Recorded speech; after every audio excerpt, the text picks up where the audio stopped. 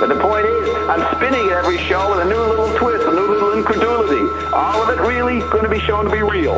And that's our message here. You don't need to keep listening to us. Let's go back to the archives. I don't want any listeners next week, James. We will carry on our show. We will carry on our show for, I don't know, the aliens or something, but we don't want any more listeners. Go back to we want listeners to the archive. We want people doing homework. That's what you need to do to get practical.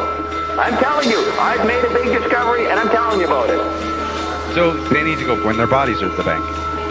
And that's our message here. You don't need to keep listening to us. Yep, that person who wrote that book, I forget his last name, Jerry, never say something like that. We have at least 5 answers about what we do. We turn off TV, we turn off the internet, then the next day we turn it back on. We don't smile, we start yelling, we go to the airport. I can list off 5, 10 solutions we'd give. The point is, it doesn't matter how many we are, it's the juggling of them. And when you give a univocal response about what can we say, what ultimately is the basic human value we can fall back on, smiling or brotherliness or something is inadequate just because you're saying it. You need to offer a total collage. And so when Buzz Costin's replays of our shows, he shows a multicolored collage, the quadraphenic reality we're in. Every translation of our shows is reduced to a colorful quadraphenic display. That's what we're saying here, James. And you should say on the air, we're addicted to being on the air, if you didn't care what's going on in bureaucracy. And so the radio is a popular station. Everybody loves the music and all that. But behind the scenes is this corrupt bureaucracy. So this I see as a metaphor. Obama is the lawyer coming. He's a black woman, like this lawyer. He comes in, right hemisphere, intuitive, sensitive, and transparent guy, and he says, we're going to fix up this mess. And within 2 weeks, his administration has collapsed. There's yelling and screaming, and right now, even Democrats say they're not going to support Obama after the State of the Union. The point is that this law closet, Obama came in and tried to lay down the visual space laws. We're going to have transparency. We're going to find out who owns what and who owes people what. And it can't be done. Right. And that's our message here. You don't need to keep listening to us. All right? So, what is the nature of the revolution? We are not saying smile.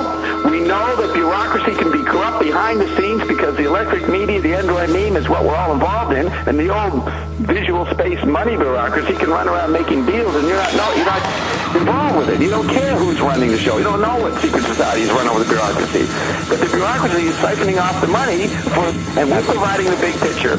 And the big picture can't be presented in any normal way.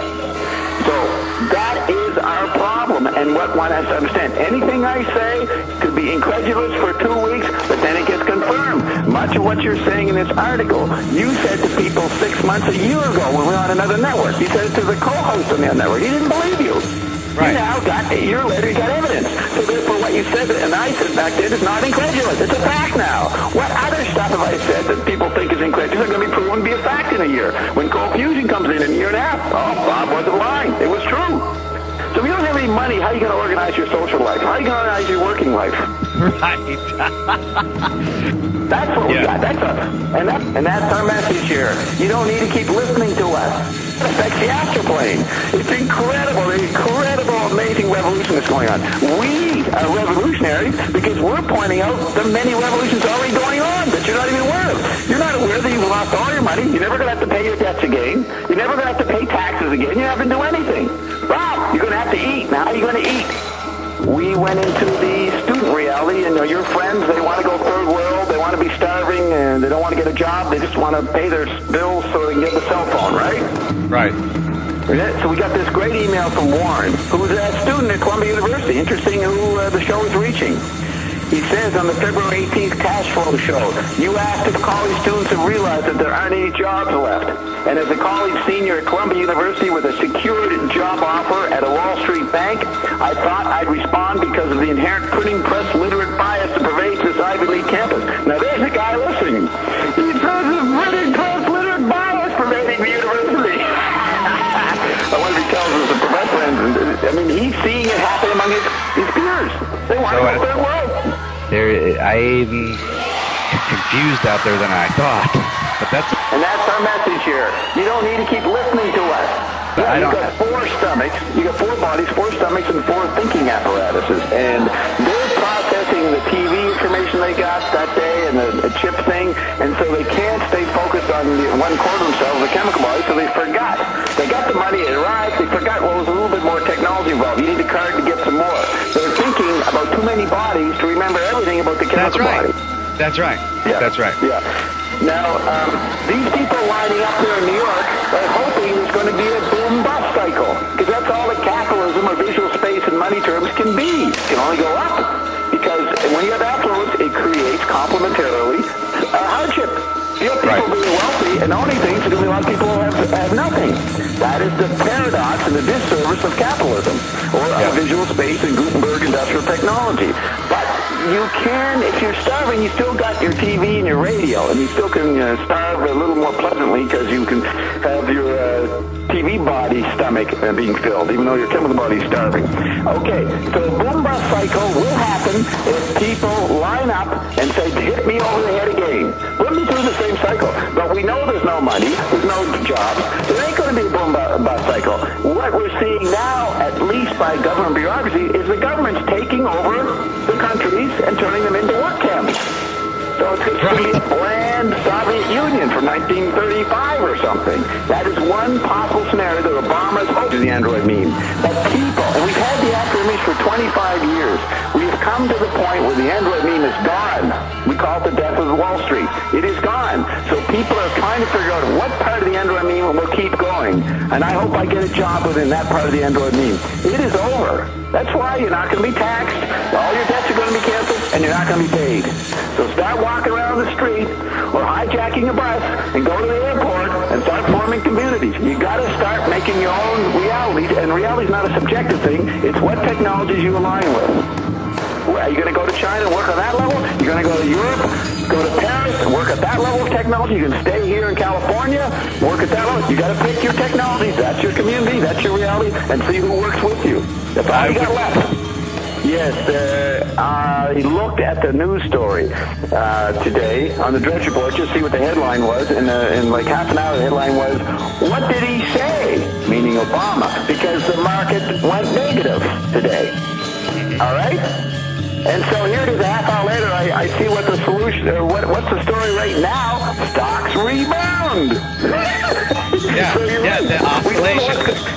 We don't know what's going to happen in an hour.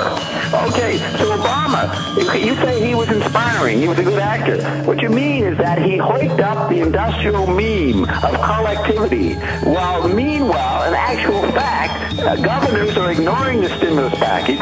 States are putting guards up against the border. It's total balkanization of the United States.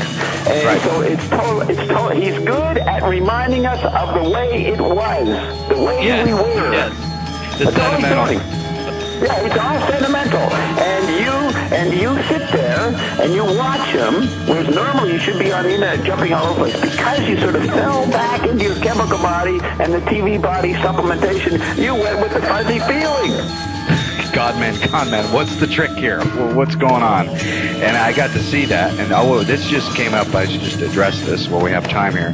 This is from Scott in Indiana. He asks, does Bob have any practical advice for us? How is he preparing for the future? Thanks for the conference. But the point is, I'm spinning every show with a new little twist, a new little incredulity. All of it really going to be shown to be real. And that's our message here. You don't need to keep listening to us. Let's go back to the archives. I don't want any listeners next week, James. We will carry on our show. We will carry on our show for, I don't know, the aliens or something, but we don't want any more listeners. Go back to we want listeners to the archive. We want people doing homework. That's what you need to do to get practical. I'm telling you, I've made a big discovery, and I'm telling you about it. So they need to go. And went to the NSA files and looked at their private lives that the echelon knows all about. They're anarchists, they're wife swappers, they're drug dealers, and they break the law in incredible ways. They're anarchists in the way they live, okay? But when they show up to the centralized image of where we get food, we all line up and real polite. There are quadrophenics, but they're pretending they're not quadrophenics and saying, yes, we must maintain...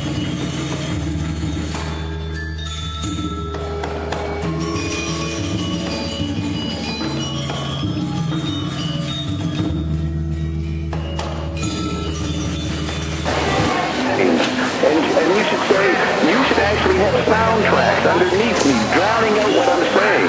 Because we have to mine what the problem is. Oh, I did, yeah.